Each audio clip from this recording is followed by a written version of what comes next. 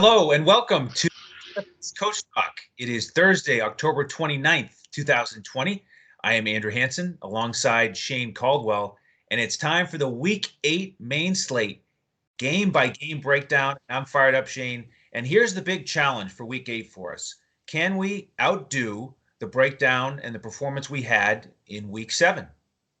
Yeah, I think we can. This is last week, Week 7. We predicted it's going to be a really high-scoring DFS week, and we were correct there. You really had to bring it to cash. A lot of people were surprised they scored 160 and missed the cash line, for example. So that was a huge high-scoring one. We were on the correct games and the correct plays, which was good. Allowed us to be 13-1 in all our lineups we provided last week. So it was a smash spot for us. Now we're looking to grind it out in this slate where it's not as obvious of a stack games. I'm doing a lot of research on the game environments and looking at the weather. Some weather's popping up that makes me change some of these chalky plays. And so we're looking at all aspects of all matchups and what these teams want to do, and even the game environment in terms of the weather and how that's going to affect the game plan. And by doing that, we're going to be able to come up with some awesome leverage plays that can create a huge advantage this week in the DFS environment. So we're excited for that. So we're looking to smash just in a different way this week. Absolutely, whatever it takes. And the thing I'm excited about is in our pre podcast huddle, we're on the same page again here, which usually turns out well when we're kind of looking at things the same way, because we put everything into the our optimizer, so to speak, which combines a bunch of things, including statistics, the eye test, getting in the heads of the coaches and thinking about the game plans and the matchups. And you and I do our research by ourselves, and then we come together and build the lineups for our members. And like I said, when we're on the same page, it's gone well. And so I'm excited about this initial breakdown and some of the weather research you did, so we can really start to fine tune which games we're looking to target. And if you look at the slate as a whole on the main slate this week, we again have 11 games. This week we have 8 games at 1 o'clock, 3 at 4 o'clock. And 5 of the games over 50. So that's a little bit down, and some of the 50-point totals aren't quite as high. And we're going to look at betus.com.pa for our lines, of course, as they are our presenting sponsor. And let's look at this first game right off the top. It's Indianapolis against your Detroit Lions. And on BetUS, Indianapolis is the 3-point road favorite. But the number that jumped out at me is 50.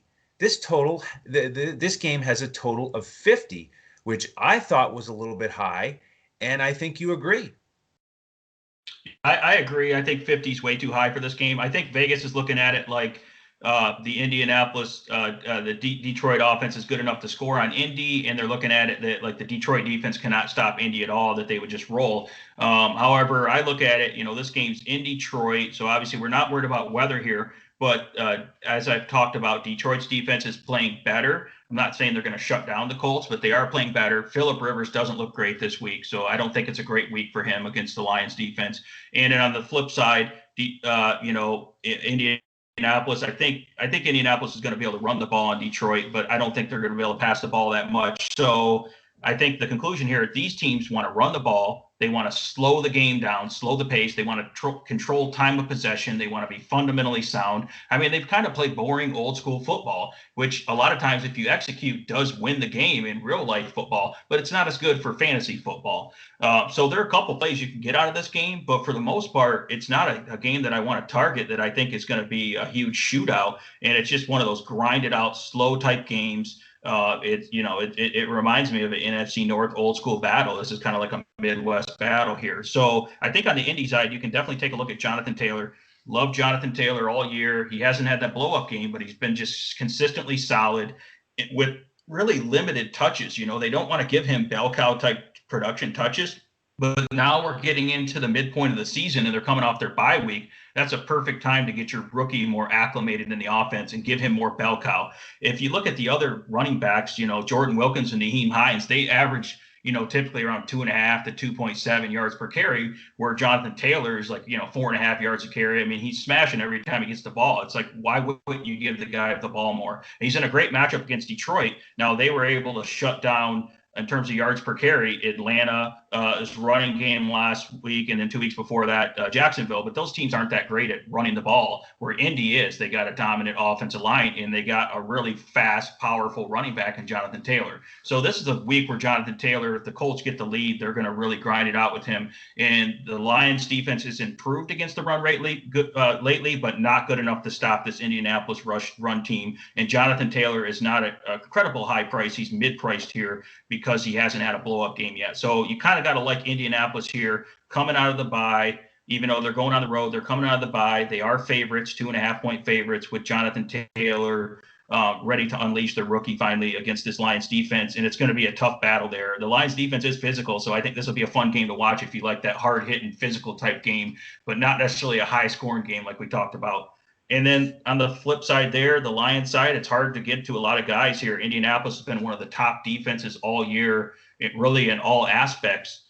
So Kenny Galladay's good enough to beat them. I call him Mr. 50-50 ball. He's like number one in the league for like contested catches. I mean, he's awesome. So he's good enough to beat them, but their secondary is a secondary you have to respect, and it's a pretty tough matchup. And they put a lot of pressure on Matthew Stafford, and he under pressure. So I think they will get a little bit of production there, but not enough to have super high upside for DFS. The one guy you can look at for a GPP, you can go back to DeAndre Swift, just because the Lions do have a great run blocking advantage here, and DeAndre Swift is going to get more and more touches, and he's super talented, and he gets goal line work, he gets pass work, and he gets between the 20s rushing work. So DeAndre Swift's the only guy for GPPs I would look at. So that's my long way of saying I'm only looking at those couple guys here, but at least we're explaining why we're only looking at them. And what do you think about this game here? Yeah, I'll add in some more information and stats on that perspective. If you look at the Indianapolis defense, first of all, they are coming off the bye. They're a nice price, so I'm actually targeting them on DraftKings at 3,100. They get 11.2 fantasy points per game as a defense, which is number 2 on this slate. They only allow 302 yards per game, and they are in low-scoring, old-school battles like you talk about. These two teams haven't really morphed into the modern NFL that we've seen take off this year with these high-scoring, big passing output offenses. Indianapolis has only been in one game out of 6 this year over 50 points. And Detroit's only had 2 of their 6 games go over 50. So that's why that total jumped out at me as an underplay. And we often like to pair a defense with a starting running back. And I've been hesitant to go to Taylor because of the committee there. But it is really trending in the right direction. Last game before the bye, Taylor got 12 carries against Cincinnati, caught 4 passes for 55, and no one else had more than one rushing attempt. It was crazy. So this is the time to jump on Taylor at a medium price tag against Detroit's number 26 run defense. So I like the rushing attack there and the defense. You could also look at Trey Burton, 4 for 58 last game with a touchdown. He also got that rushing touchdown, and we were on Trey Burton. So you could go there. Hurst was good against Detroit last week out, as Shane predicted. So that's the story for me. Defense, the rushing attack. You could go Burton, but probably only in GPPs. And I'm ready to move on to game 2. Game 2 on the board here at BetUS is a total of 51. It's Minnesota at Green Bay. Green Bay, the 7-point favorites. And when these two teams met up earlier, it was an absolute shootout. Remember that in week 1 when Green Bay won 43-34? So lots of reasons on paper to want to get heavily invested in this game. But Shane, give us the weather report for this one. Yeah, this is looking like a mega chalk game, and I don't think people bothered to check the weather report before they bought into the mega chalk here. So we're looking at around 33 degrees in Green Bay. Not that surprising for beginning of November, but we're looking at pretty much sustained around 26 mile an hour wind. If that report holds up on Sunday, and we're looking at the passing games, It may not be as good for the passing game for downfield, intermediate, and downfield passing at 26-mile-an-hour wind gusts. You talk about the passing game and the kicking game, for example, that could really put a damper on things. And you're looking at wind chills around 19 degrees, so it's going to be very cold. The ball gets really hard, kind of slippery, and then you have 26-mile-an-hour winds coming at you. That could actually affect this game environment here. So I don't know if it's an absolute shootout smash spot here. It might be more of an old school NFC North battle here, like we talk about the black and blue division here. So I think Dalvin Cook coming back, Minnesota will slow the game down and they'll get back to their old school football. The only way they can win this game if they can run the ball on Green Bay. Green Bay's got a good pass rush, decent coverage, so they got to be able to run the ball. And guess what? They want to do that anyways. They want to be able to slow this game down and keep Aaron Rodgers and company off the field. So I think in this game, you look at the running backs or the guys I like the most. So Dalvin Cook, I think he might be worth paying up for here. The only thing working against Dalvin Cook is the game script, but Dalvin Cook is pretty much game script independent because he can get involved with the passing game as well and catch some passes and screen passes. And Minnesota will still run the ball even when they're down pretty much. So that's the thing I like about Dalvin Cook here. If I'm looking at the passing game on the Minnesota side, I like the matchup for Justin Jefferson the most. He will avoid, of course, Jair Alexander, which I've talked about a lot this year, the number one rated Pro Football Focus coverage guy in the league. He shut down many good, wide receivers. So I don't like Adam Thielen on a shadow against Alexander. So I like Jefferson better, who will get better coverage on the outside and when he lines up in the slot here. So Jefferson isn't a type of athlete, so he could have a big game here. And then on the Green Bay side, this is going to be a major Davante Adams week for most people. And I am borderline thinking I'm going to watch this weather report and decide whether I want to fade Davante Adams. If Davante Adams is going to come in, I think 30% plus ownership, because he had that monster blow-up game last week, and now he's in a great matchup against the young, inexperienced, very injured Minnesota secondary. So it looks like a blow-up spot, but what if it is a really bad weather game and Green Bay gets a big lead here? They're just going to run the ball, and they may not have to give as much volume to Davante Adams. So that's one of the decisions that we'll be making later in the week. But right now, leaning towards not as much Davante Adams exposure. And then if Aaron Jones is out, he's kind of hasn't been practicing. Aaron Jones has had a calf injury, and they're taking the more precautious approach. I don't know if they need Aaron Jones to beat Minnesota here at home. I like Jamal Williams. So Jamal Williams, reasonably priced, and I think he's in a smash spot in a weather game against a weak Minnesota run defense here. And Green Bay has one of the best pass or run blocking offensive lines in the league in great scheme. So I love Jamal Williams as he gets involved in the pass game and the run game here. So I'm looking at the running game and a little bit limited exposure to the passing game if this weather holds up here. That's what I'm looking at for this Minnesota Green Bay matchup. Yeah, Jamal Williams, I wish that he was priced a little bit lower on DraftKings. He's up to 6.1. But he's certainly in play for me, and I like the idea of playing him instead of Adams because there is a lot to like about Adams on paper. Last week, he was an absolute stud with those 14 catches for 156 and 2 touchdowns. And it was in this matchup where he had his other smash game in week 1, 13 catches for 196 and 2. So I agree with you. He's going to be highly owned, but we got to keep an eye on that weather report and potentially fade him for an advantage. I kind of like the more balanced build this week instead of spending way up for guys like Adams, and we'll get to one or two more later on in the slate. And then flipping it back to the Minnesota side, I also like the idea of getting Cook here as he's back in the offense. He's scored a touchdown every game this season, and like you said, they want to run the ball, so they will feed him. It's not a great matchup on paper, but solid. And if you're going to get up to something like 7.5 on DraftKings, I think you'll get him at much lower price than Adams on the other side and some of the other guys in this price range. You get lower ownership there. All right, Shane, let's go to game 3. This is another potential weather game. It's the Northeast battle between the Patriots and the Bills. Right now, the Bills are 3.5-point favorites. Over-under is a very low total of 41.5. And the big news out of New England today is that Julian Edelman has undergone a knee procedure, so he is out. So a tough season for the Patriots at 2-4 gets even tougher. Now, with this low total and potential weather situation, is there anyone from this? Looks kind of like an ugly game here with potential rain or maybe some snow and windy weather. And then you got the Patriots, who are kind of a dumpster fire team right now compared to what they are used to. But the Patriots still have Belichick. They still have a talented defense. So they're good enough to compete in this division rivalry here and make this an ugly game.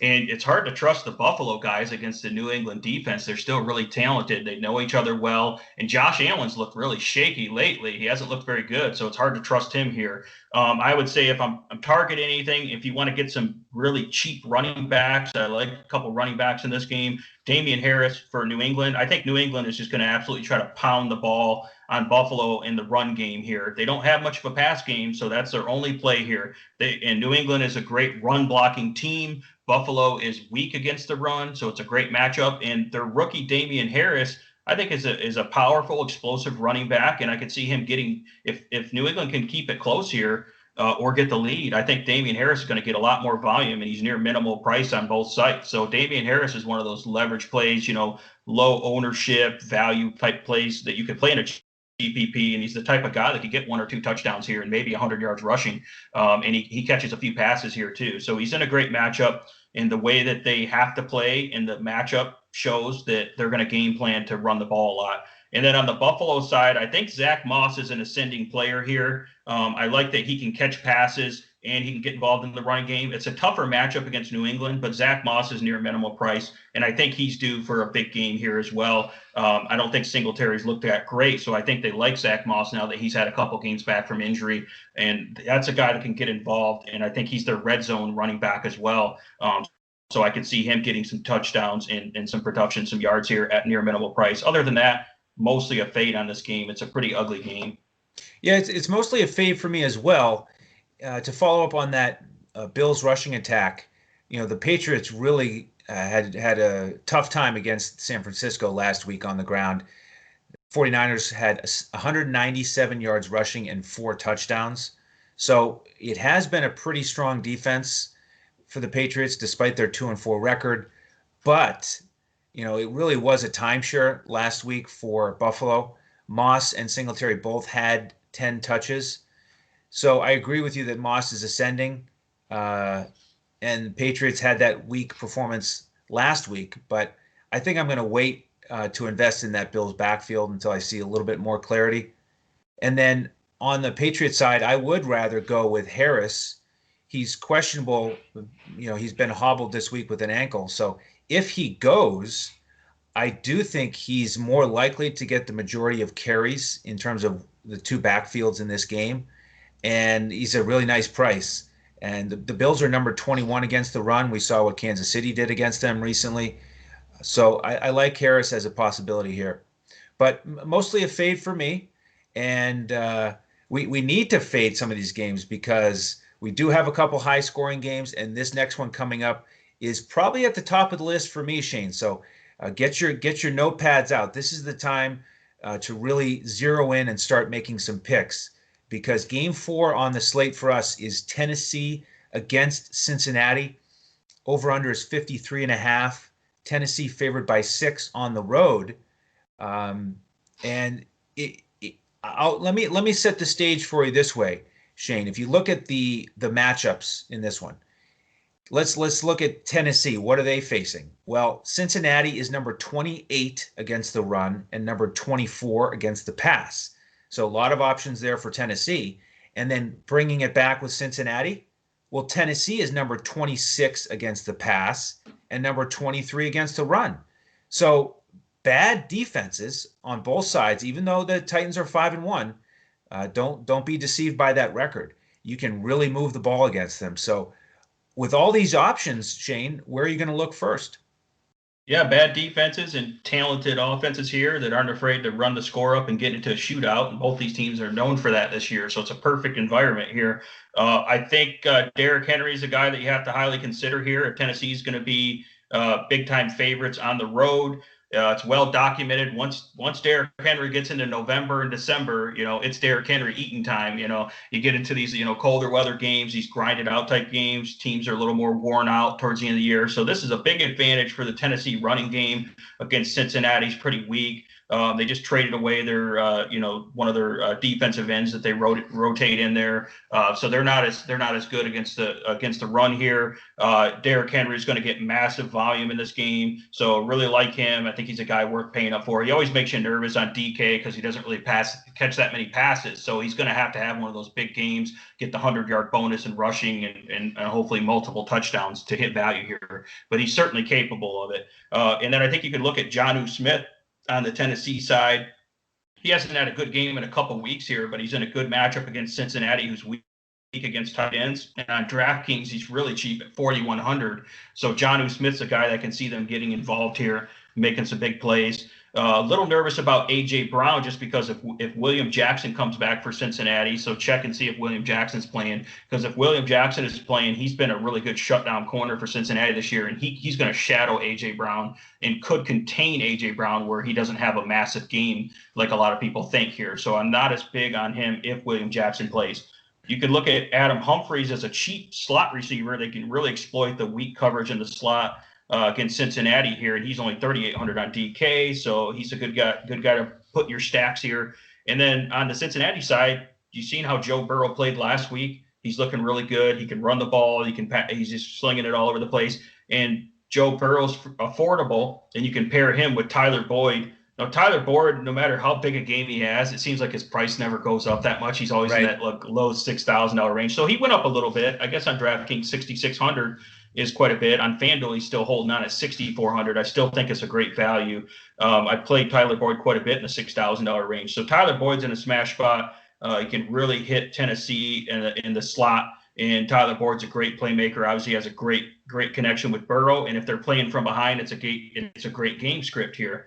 And then I know a lot of people are going to be on AJ Green because I've seen his price is really low on DraftKings at 4,500. But I still don't trust AJ Green for consistency. I know he's had a couple great weeks. I would rather go to T Higgins for the potential upside here. I just athleticism and skill set of T Higgins, where AJ Green is more on the decline here. So I'm not saying AJ Green's a bad play. I just prefer paying up in this case to be a little more contrarian to get T Higgins at lower ownership, where I think AJ Green could get a little chalky at that low price. So I like T Higgins here, and I think he's a big play waiting to happen, and I think he's a great red zone threat here as well to pair up with Burrow. So a lot of good options. And then at Cincinnati, you got to keep an eye on that on that running game. Is Joe Mixon going to play? Then he's in play. If Joe Mixon's out, then Giovanni Bernard's going to get a lot of pass work in a come from behind game script, and you have to consider Giovanni Bernard here. So lots of guys to talk about here. What are you thinking here? What's your favorite plays here?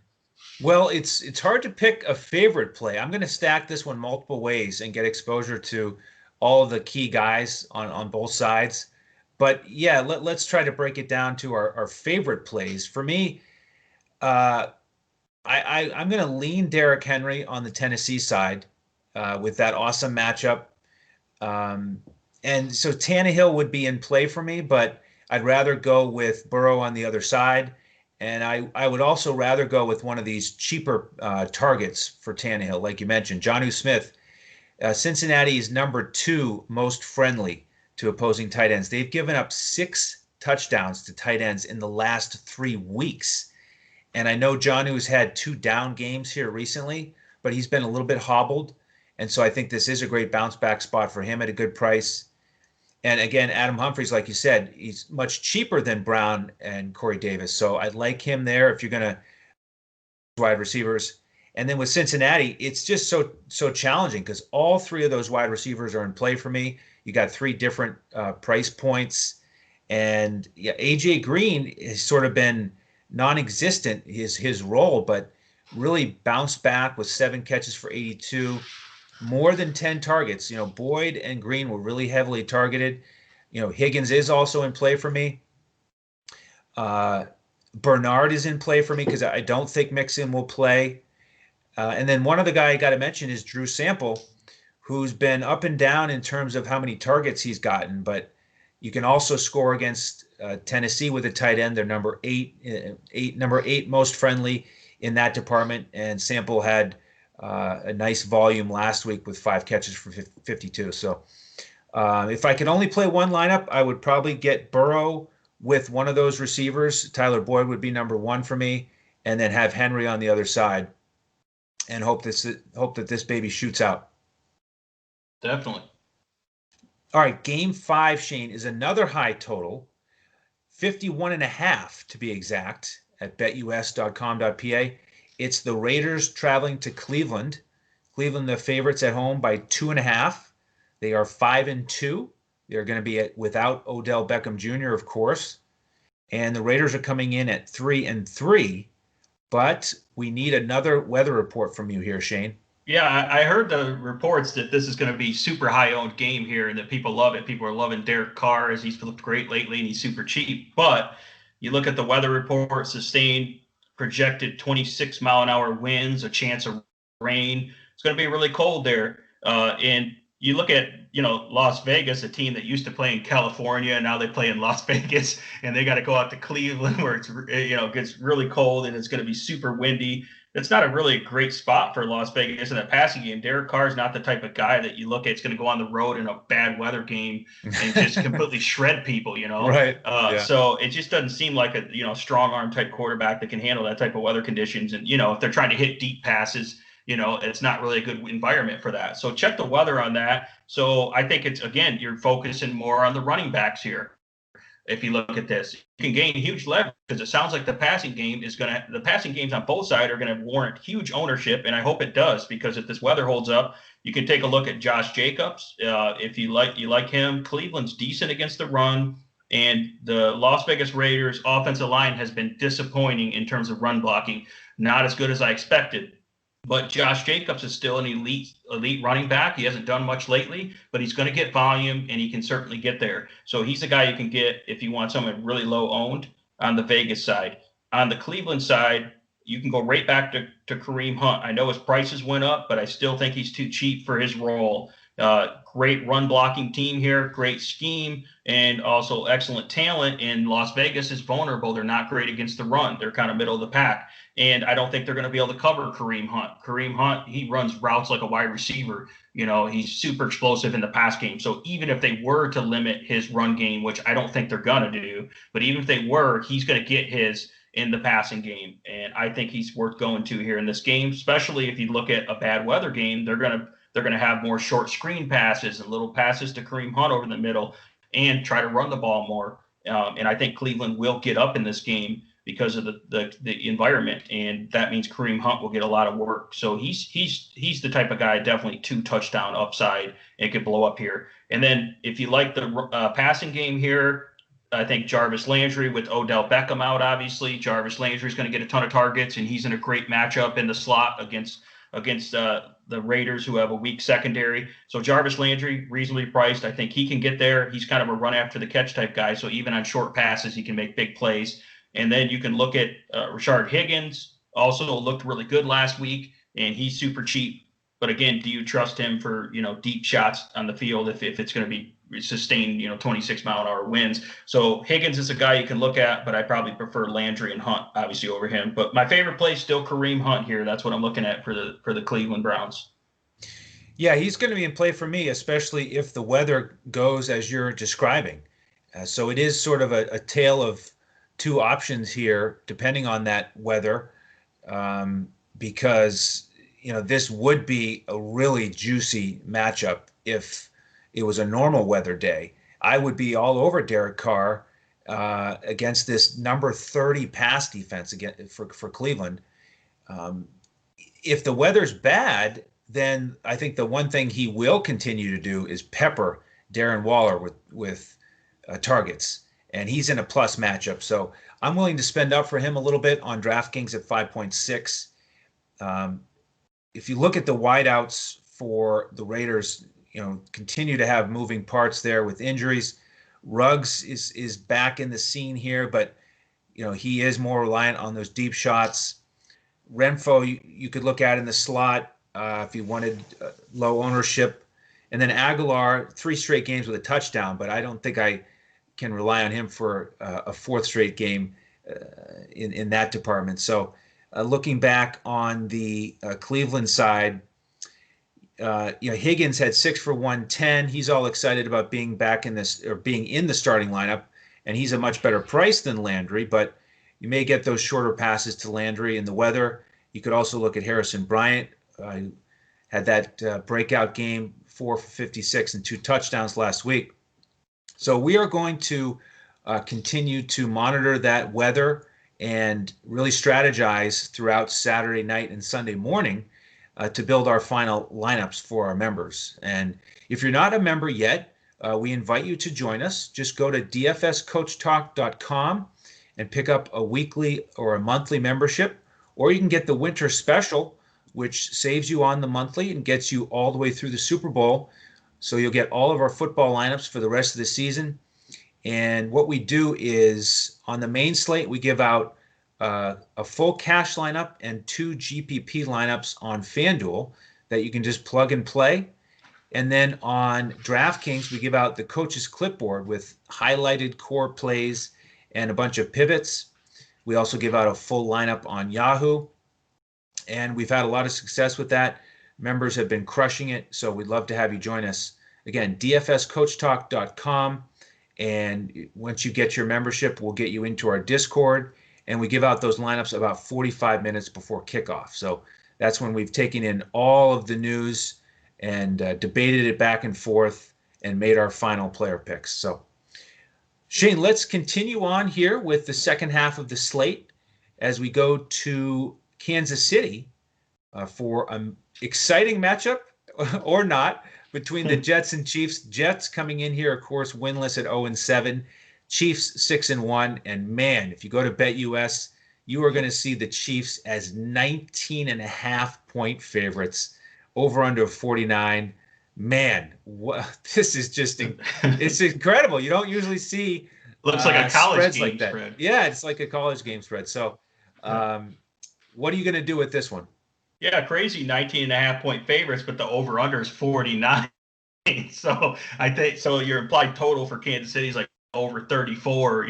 That's a pretty good total for an NFL team. So right. I mean, you could take a look at it and say, okay, what if this scenario plays out where the Jets can score a little bit on Kansas City? What if Sam Darnold suddenly has a decent game, if he gets Jamison Crowder back and he's doing good with P. Ryan, and they actually score a little bit, and that forces Kansas City to keep pouring it on? That's a good scenario here where you could build a game stack. So I think you can build GPP game stacks with Patrick Mahomes, and you could sprinkle in some Tyreek Hill and Kelsey. And then if you want a value play, I kind of like Demarcus Robinson as a value play coming off a bad game last week in a snow game. Demarcus Robinson didn't do anything, but against the Jets, he could really burn them for a couple deep shots. And, he's got a great matchup, Demarcus Robinson does here. So you could get the value stack there, and then you could bring it back with, someone like Jamison Crowder if he plays, or Denzel Mims, the rookie,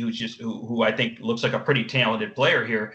The Jets are going to have to pass the ball and get volume, and Sam Darnold has nothing to lose here. Everyone knows he's bad already, so he might as well just sling the ball around. So you could game stack this, even though it's super ugly, and you just get all this like New York Jets garbage time production, and it doesn't take much to build off the cheap price, to get hit value on the cheap price of these Jets guys. And then you just load up on the Kansas City guys if you think they're going to score like 40 plus points here just because they can, So that's kind of what you look at this game. It's not one that you're going to be grinding out for cash here. It's kind of more of a GPP correlation play where you just like look at it and it's a mismatch, and Kansas City has no problem blowing them out by 25 to 30 points and just rolling, and then the Jets get the garbage time on the other side.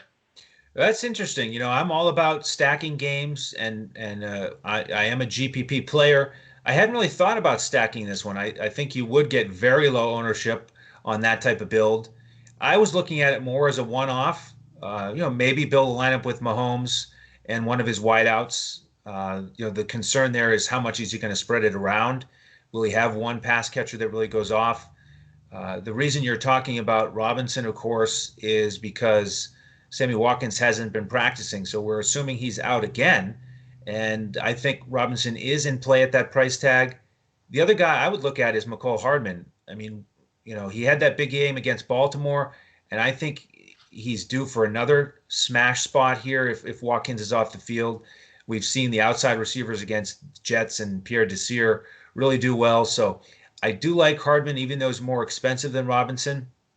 And we do have to mention that new running back for the Chiefs, Le'Veon Bell, because, of course, he's going against his former team here with the Jets, and they're not very good against the run. They're number 20 in that department. He got his feet wet, no pun intended, in the snow with Kansas City last week. He got 6 carries for 39. So he could be a GPP look on DraftKings because, there's no reason for CEH to have a full workload here if they're going to win by 20 or more. So you could look there. But if I was only going to play one player, I guess you have to call the Chiefs defense a player in fantasy. I might look there. They are more expensive here, but they're number 5 in takeaways on the season. And I mean, this Jets offense, come on. They score 12.1 points per game, and they only amass 292 yards of offense per game. So that's why they're 19.5-point favorites, right? Yeah, Sam Darnold likes to throw the ball to the wrong team sometimes. He does. So. He is rather fond of that, which would help the team defense scoring. And then La'Mical Pirine, again, if you talking about GPPs, that's really the best way to attack Kansas City. They're number 30 against the run. So you could go with Pirine in a GPP. He really established himself last week with 11 carries. He got in the end zone. He caught 2 passes. Frank Gore is still there. He also had 11 carries last week, but that would be a one way to go to get very low ownership in a GPP. All right, Shane, 2 more 1 o'clock games left. The next one includes the Rams and the Dolphins down in Miami. Over under here is 46. The Rams are 3.5-point favorites on the road. They are coming off a short week playing Monday night with that win against the Bears. And they are facing the Dolphins, who are well rested. They had their bye, and they turned the keys to the car over to Tua. But tough first matchup here. Rams are number 5 against the pass. So what are your thoughts here? Yeah, it's hard to like a lot in this game. I think the Rams going against Miami, they're favorites here. You could look at their running game and look at Darrell Henderson. I know it's hard to trust the Rams because you don't know which running back they're going to feature. Are they going to throw Malcolm Brown out there? Are they going to get Cam Akers off the bench? But Darrell Henderson could potentially have a big game here against Miami. They're weak against a run, and the Rams have a great running scheme and good run blocking. So you could look at Darrell Henderson for GPPs. I don't really like the passing attack for the Rams. I think Miami's solid they don't have an elite pass rush, but when you're going up against Xavier Howard and Byron Jones, they have a good secondary, especially on the outside. So I don't really like targeting them. And I don't think the Rams are going to have to pass a lot in this game. So I don't know that I really like going to the Rams passing attack. I don't know if I trust Jared Goff enough here in this matchup. And then I think on the Miami side, one guy that I might look at again, even though this guy has burned me, and Mike Gesicki, he's put up some really bad games, and then he'll have some good games. So if you're thinking this is a game where he's going to be really bad again, that's probably the game he'll actually have a breakout. And we don't know how that's going to look with Tua. Maybe Tua really likes the tight ends here. He threw the ball a lot, to tight ends in college. So with Tua having that great timing and accuracy, maybe he can hit Gesicki for some of these seam routes and crossing routes. And Gesicki he's a big athletic guy. He's a great playmaker. And the Rams aren't great against the tight end. I think he can match up well against them. So I could see Gesicki having a breakout game out of nowhere. So that's why he's in play for GPPs only, not really a cash guy, just because no one's talking about him. He's super low. You can get him at, single digit ownership here. And he's the type of guy that could have a breakout, and you can get on that early if he has a great connection with Tua, which I suspect Tua will be looking for him early and often, as the Rams outside cornerbacks are good with Jalen Ramsey and the other guys they have. So I would rather throw the ball at the big tight end than try to throw the ball at Jalen Ramsey as a rookie here when Aaron Donald's in my face, basically. So. Yeah, that would make sense to get that sort of safety target. I'm hoping he checks it down all the way to Myles Gaskin, though. I think he's in a good spot here. 20-plus touches in 3 of the last 4 weeks. He's at a nice price. You look at what David Montgomery did on Monday. He had 5 catches for 21, and they were really just starting to target him there at the very end when they're trying to play catch up.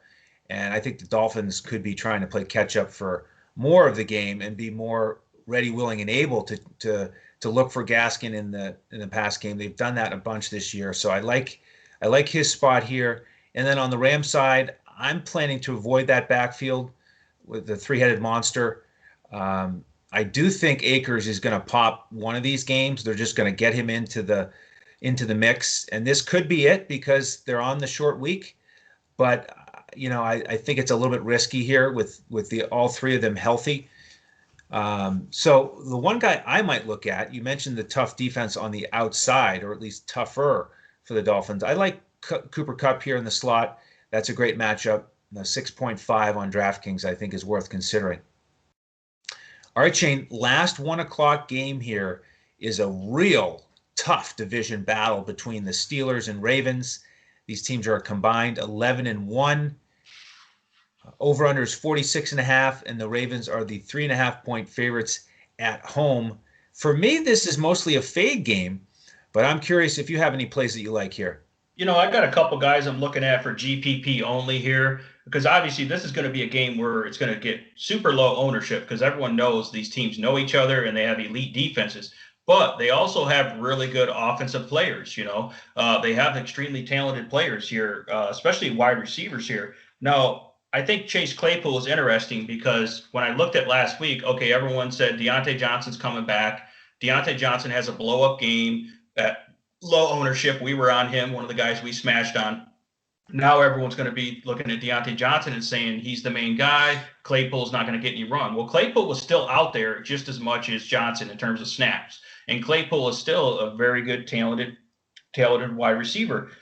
So I think Claypool could have a bounce-back game here going up against Marcus Peters. I think it's one of the better matchups. Baltimore is a brutal matchup in terms of secondary, but I think Claypool could beat these guys because of his talent, just his size and speed and talent. So that means he could pop off for a couple big plays here and get some touchdowns. So if you get him at really low ownership in the GPP, it's a big leverage play as everyone is going to be off Claypool now. And then if you look at, Deontay Johnson could do the same thing. He moves all around the formation. He could have another decent game here at low ownership because obviously it's a big avoid spot if you look at the matchup. And then on the Baltimore side, same thing applies to Marquise Brown. I'll take Marquise Brown taking some deep shots against like the veteran Joe Hayden because obviously Joe Hayden's a little bit older now. I don't think he can keep up with Marquise Brown. So I could see them taking some deep shots here. They got to score somehow. And I think you really try to take those deep shots with these guys because it's tough in the trenches against these teams.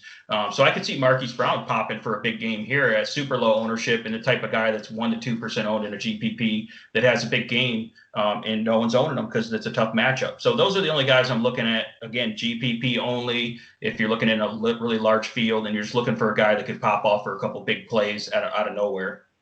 Yeah, Marquise Brown certainly will have his legs under him after the bye week. And I should mention that in that backfield, Mark Ingram is questionable.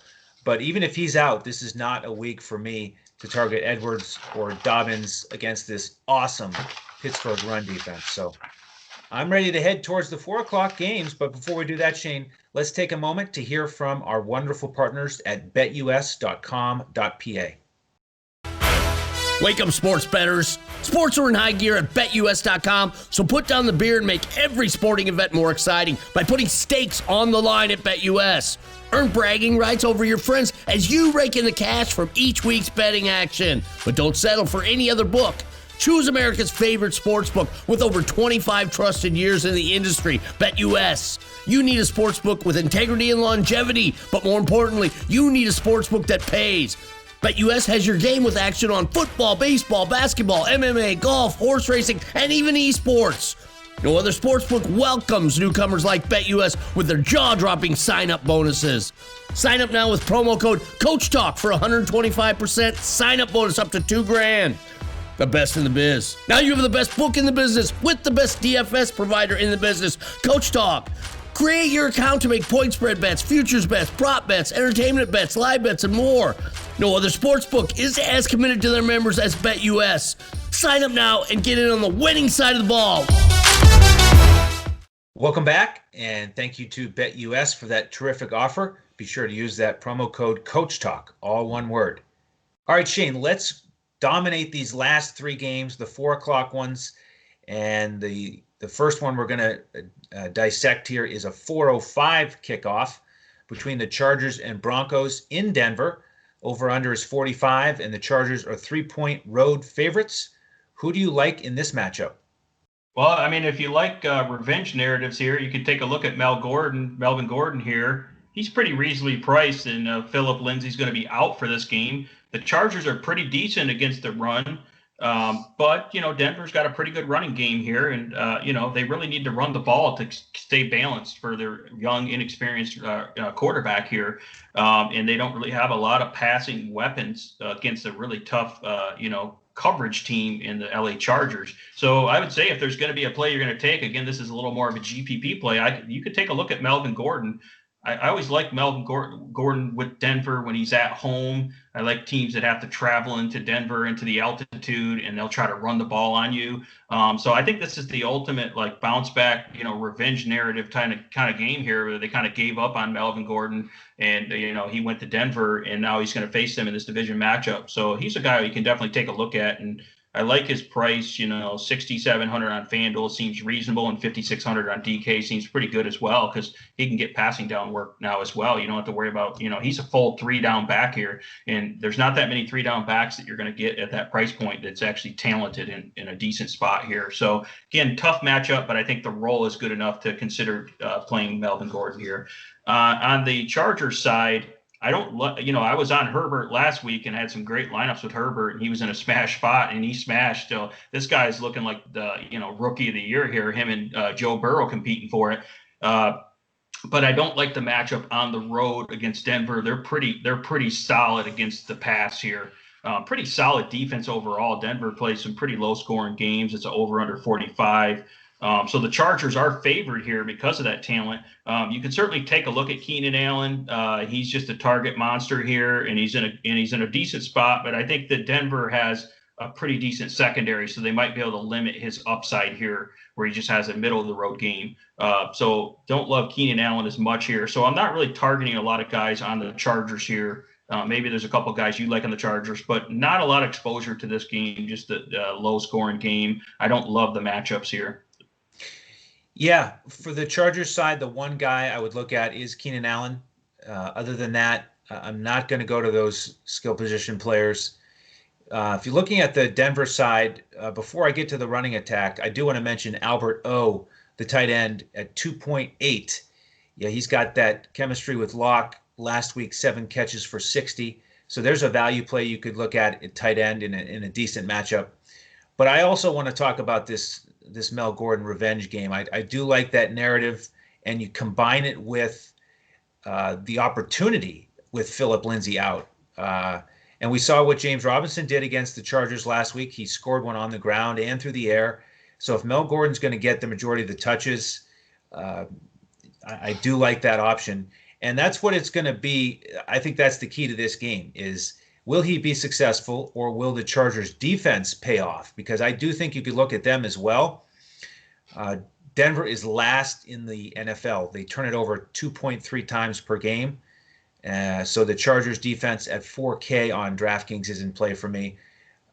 So that's going to be the test. Who will win out, Mel Gordon or that Chargers defense? All right, Shane, next game is in the Windy City as the Bears are playing host to the Saints. Saints are 4.5-point road favorites. Over under here is 43.5. And give us the forecast on this one.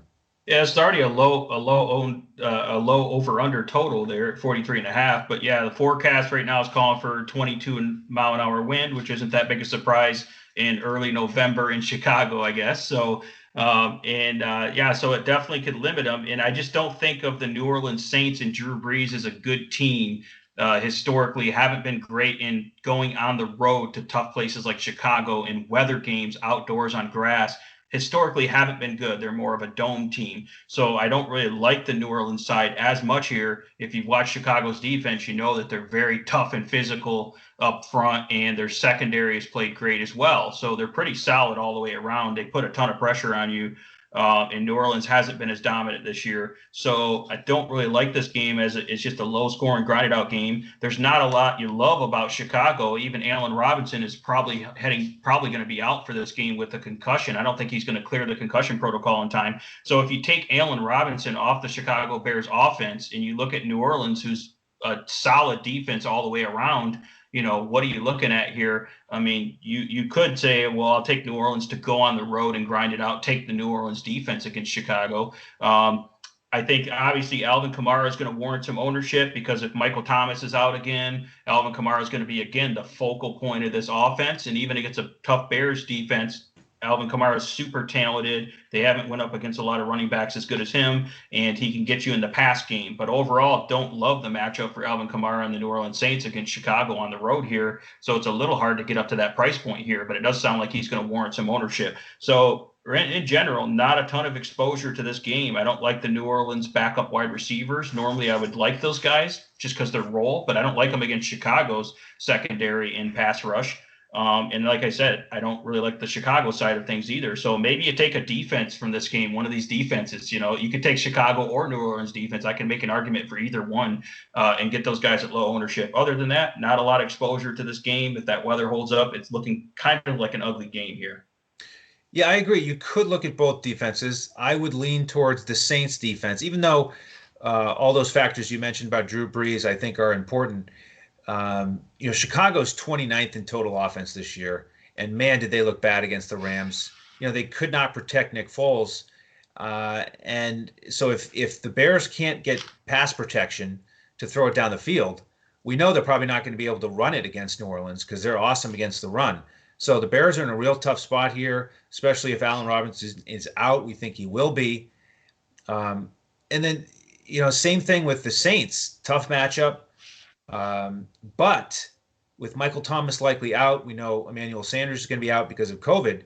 The thing is, you get this likely low-scoring game with good defenses, but then all of a sudden you get all these skill position players who are cheap, and so you start to think, well, maybe I should look at one of these guys on both sides or either side. And for me, if you're looking at the Saints, Jared Cook is a place you could go at 4.4.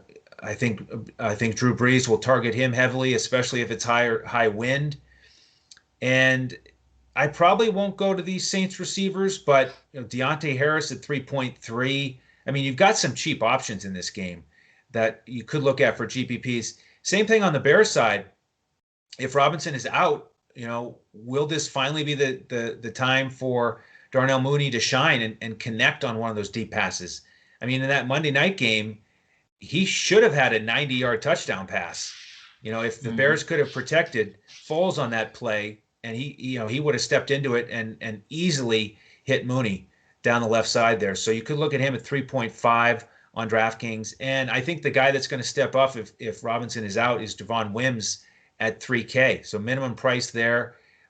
He could certainly pay off value. All right, Shane, one more game to go here on the Week 8 main slate. And it's another high-scoring one, at least on paper. Over-under is 54 between the San Francisco 49ers and the Seahawks. Seahawks are at home for this one. They are 3-point favorites. And they certainly were involved in that awesome shootout last week with Arizona. What a way to finish out that main slate. A lot of fun watching Wilson and Lockett. Lockett go for 15 catches, 200 yards, and 3 touchdowns. That was insane. He was making incredible catches all over the place. It did not disappoint. It was exactly what we were projecting, and we pretty much had mostly fade on DK Metcalf as well. Yes, which was a huge leverage play for us. It was exactly what the doctor ordered. So, yeah. As good as they were to us, I'm just not quite as sure about it here with the 49ers defense that's pretty solid. I do want to mention a couple injury notes here for you, though, before we get started. We know that multiple 49ers running backs are out. It looks to me like the leading candidates to carry the rock will be McKinnon and JaMychal Hasty. And then with the passing attack, Deebo Samuel is out. So could be a big step up spot for a couple guys. So where are you looking here in this game with a total of 54? You could game stack this or do a mini stack. I think I like Jimmy Garoppolo at a super cheap price on FanDuel and DraftKings. Really low price for a guy that's going up against a great matchup in a game script where they're not going to be able to just run the ball, especially since most of their best running backs are out of this game. And Seattle's good against the run, really bad against the pass. So we're a pass funnel team, a road team playing from behind against, Garoppolo is, looking better of lately in a good scheme. So you could take Jimmy Garoppolo and pair him up with the Brandon Ayuk's and Kendrick Bourne, value play guys that look talented. You could throw in some George Kittle there if you think he's going to do good. Seattle's been tough against tight ends, but George Kittle's the type of guy that can beat in almost any coverage just because he's really tough and physical. So you could definitely throw some Seattle stacks in there, and you could just bring back like Tyler Lockett on the other side there, because Tyler Lockett, even though San Francisco's a tough matchup, Tyler Lockett is pretty much, matchup proof for the most part. Obviously, we're not expecting as big a game as he had last week, but if he can just even have half of that, he's in a good spot here. So I like kind of that mini stack with, stacking San Francisco's passing game and bringing back Tyler Lockett. On the Seattle side, you could definitely still take a look at Russell Wilson just because he's that good in all aspects here. And I also like Carlos Hyde. I think Carlos Hyde is going to play. They made a big deal about his hamstring injury, and then they came out finally it's just a minor hamstring.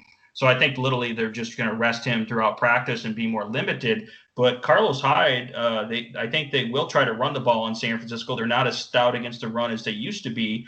And they can certainly, if they get a lead here, Carlos Hyde can catch passes and get a lot of work in the run game to down and just kind of, pretty much just milk the clock in the second half. So I like Carlos Hyde at a super cheap price. I mean, you got him at $5,000 on FanDuel and $5,300 on DK. I think he's in play, and he's going to get low ownership because people are worried about his injury, and they've been talking about all week how they're worried about it. But I think he's going to get a full workload here as their bell cow back in a good offense. So that's why I like Carlos Hyde here. Yeah, it makes sense. I'm leaning towards not stacking this one and hoping it's not as much of a shootout as it looks like it could be on paper with that high total.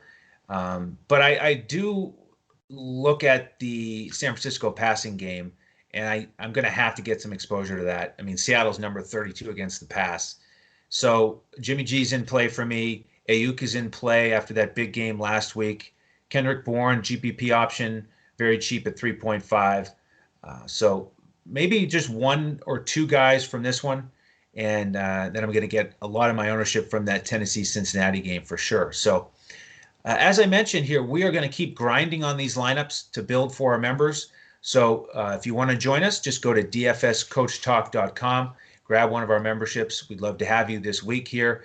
Plenty of football left, so you can get that winter special, take you all the way through the Super Bowl. Social media, you can find us all on Twitter at DFS Coach Talk. You can find Shane at DET Sports Shane. I am at Language Olympic, and our fearless leader, the coach, is at JOESARVADI. Please hit the like button and the alert subscription button on YouTube so you know when our next podcast post.